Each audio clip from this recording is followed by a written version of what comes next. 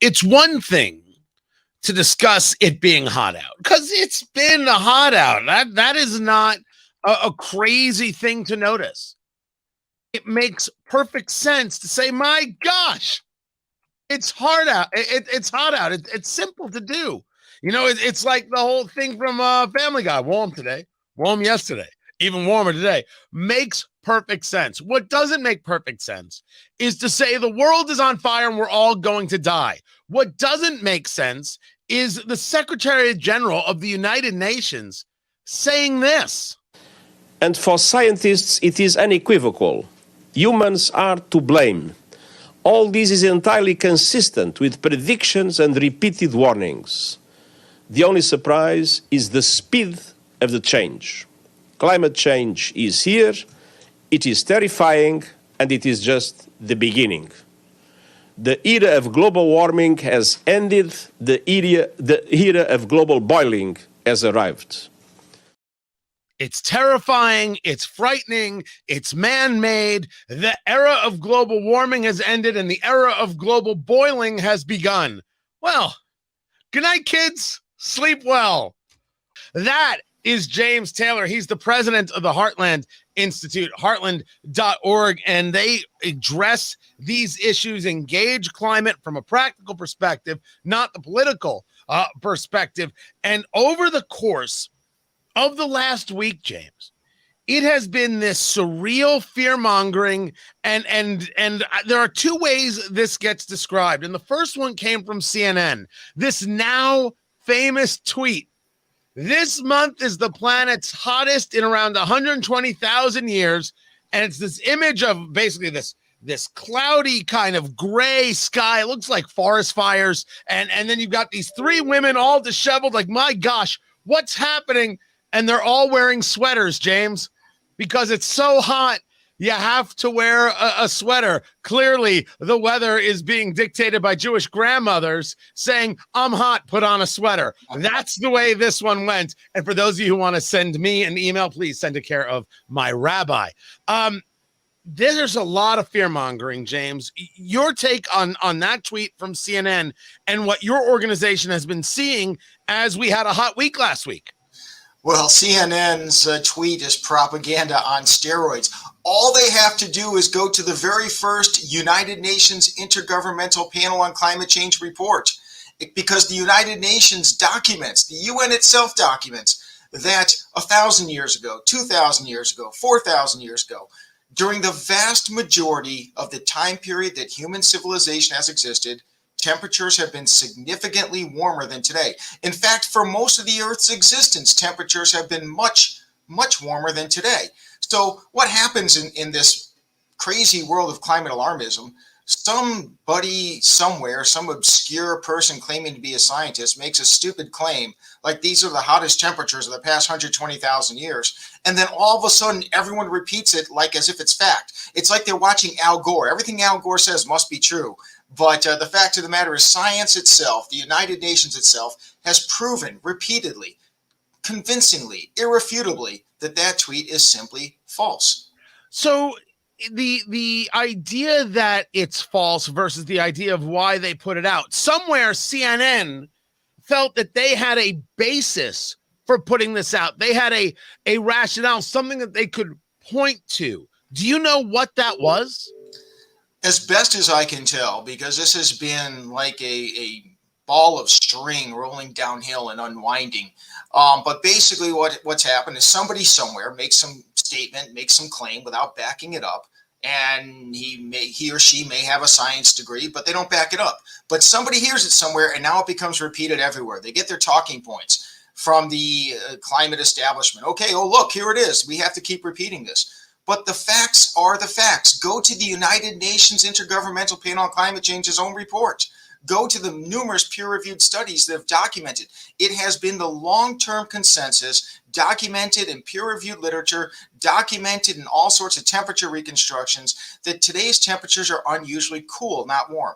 And building upon CNN's tweet where they make it seem like everyone's dying from heat, a peer-reviewed study in the medical journal Lancet, it's the most prestigious peer-reviewed medical science journal in the world, documents that 19 times more people die from cold temperatures than from heat. As temperatures warm, it is saving millions of lives every year. That is an interesting bit of data. Talking to James Taylor, president of the Heartland Institute, heartland.org.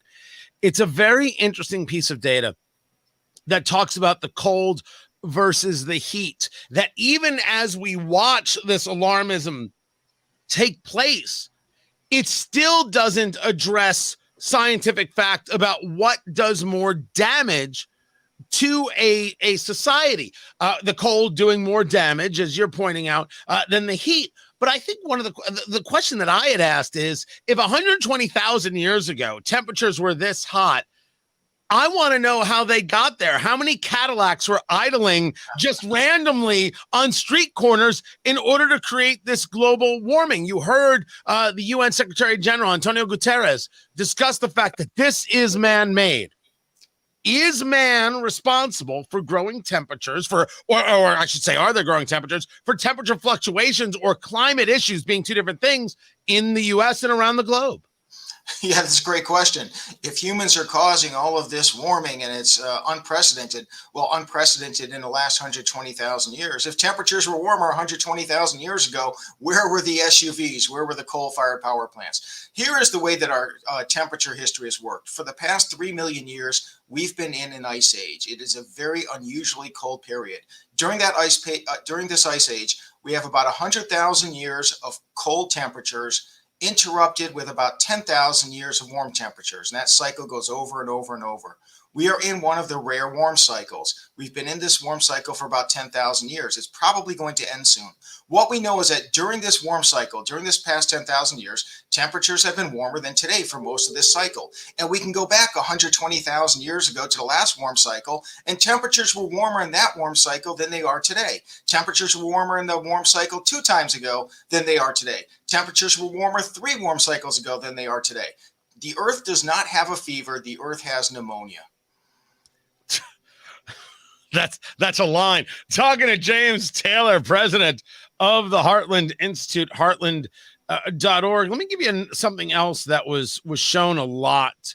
And social media really moved with this, and the people at Snopes tried to smack it down.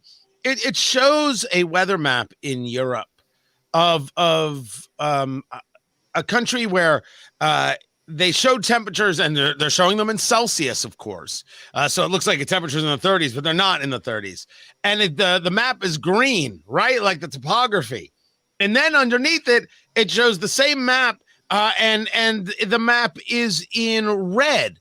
And people are discussing how this has been happening, where you see these look at the red and the deep red, and it's almost purple. It's so red. And again, with the scare tactics, is this because if it bleeds, it leads? Is this just a product of our new age news cycle, or is there some kind of let's desperately scare people because this heat is good for the narrative? Yeah, sensationalism sells. It sells not only for media views, but also for your political agenda.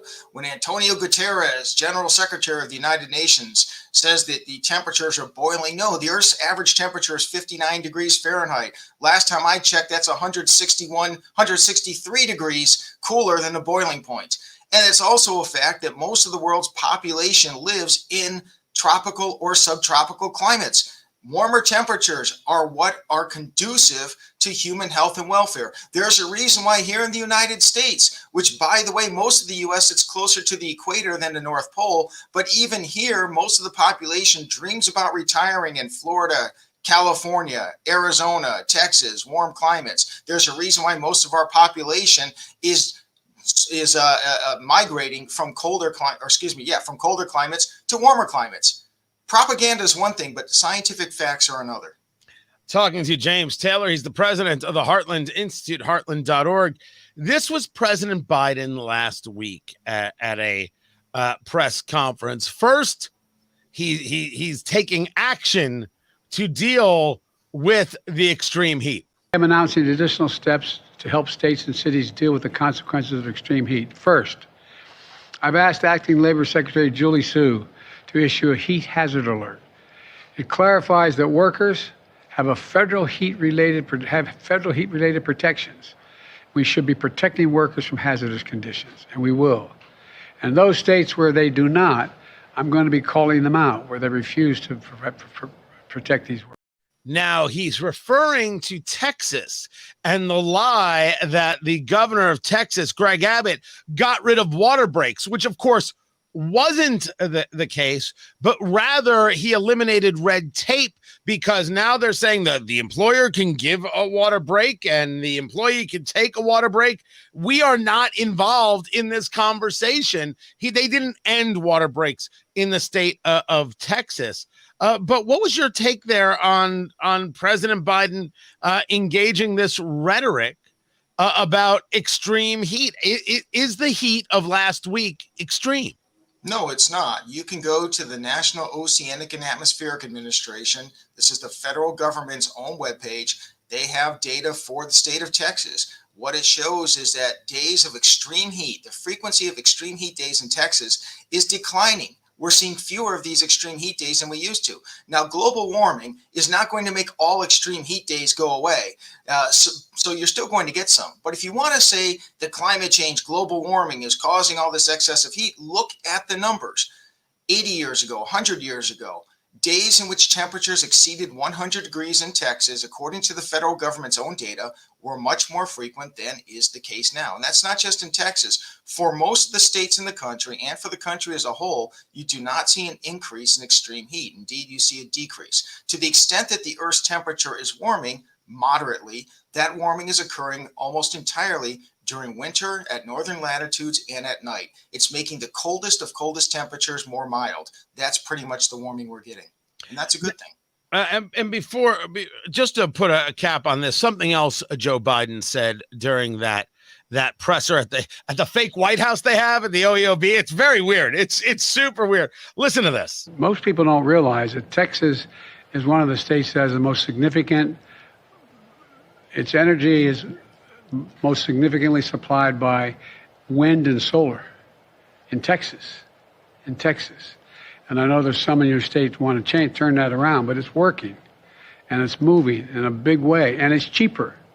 And it's solar and wind are cheaper. And if so, can I ask you, James, cheaper than what? Okay, first of all, though, when it says that it's working, there's a reason why we had these blackouts during the extreme cold in temperature a couple of years ago. There's a reason why we get rolling blackouts during the summer in Texas. It's because Texas relies on wind and solar power, which don't work. You cannot flip a switch and turn them on. You have to hope conditions are just right. But as far as the cost of it, no, we know for a fact that wind power, solar power is substantially more expensive than coal, than natural gas, than nuclear power. There is a reason why states have to pass laws forcing people to buy wind and solar power, because without those laws forcing people to do it, people won't buy that. There's a reason why the federal government subsidizes wind and solar power so much, because even with the subsidies, although they're more expensive, without the subsidies, people would rebel. If you truly believe, Joe Biden, that wind and solar power are less expensive than conventional energy, then eliminate the mandates and eliminate the subsidies. And then wind and solar will still win in the marketplace, if you really believe that. Well, I think we know the answer to that, James. I think we do. James Taylor, Heartland Institute, heartland.org. I appreciate you taking the time.